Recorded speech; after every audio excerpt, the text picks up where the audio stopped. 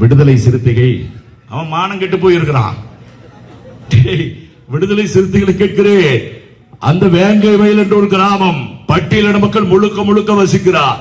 குடி தண்ணீர் தொட்டி, அந்த குடிக்கிற தண்ணீரில் மலம் கலக்கப்படுகிறது.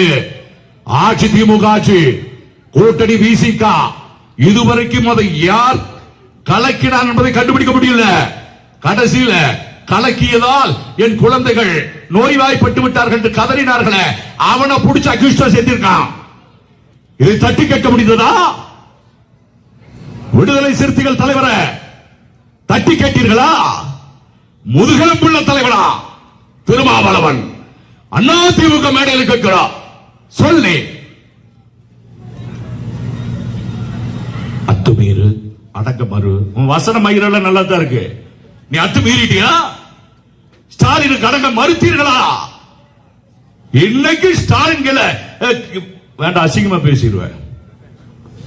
மண்டி போட்டுக் கொண்டிருக்கிற அந்த கட்சி கடைசி நேரத்தில் அண்ணா திமுகவோடு வரும்.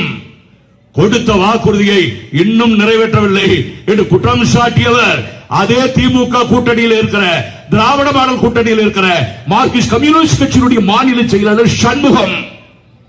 வெட்கம் கெட்டவர்களை இதை விட வேற என்னடா உதாரணம் வேணும்? கூட்டணி என்ன கொள்கை ரீதியான வெங்காய கூட்டணியா? காங்கிரஸ் கட்சியினுடைய முன்னாள் தலைவர் அழகிரி சொல்லிவிட்டார், எங்களுக்கு அதிக இடம் வேண்டும், அமைச்சரவையில் பங்கு வேண்டும்.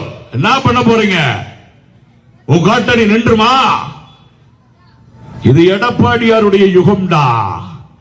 அவருக்கு எல்லாமே எப்படி நடந்துட்டு இருக்குது பாத்தீங்கல்ல. இன்றைக்கு கரூர் சம்பவத்தில் அவர் பேசியதை வைத்து தமிழ்நாட்டு மக்கள் இதயத்தில் இன்னும் ஒருபடி பேர் கம்பீரமாக போய் உட்கார்ந்துட்டாரு. இதில் கட்சி பார்க்க கூடாது, எந்த தலைவர் என்று பார்க்க கூடாது, பாதிக்கப்பட்ட மக்களை மட்டுமே பார்க்க வேண்டும் என்று பேசிய மகத்தான தலைவர் எடப்பாடியார் மட்டும்தான் இன்னைக்கு தமிழ்நாட்டு மக்கள் பார்த்துக்கிட்டு இருக்காங்க.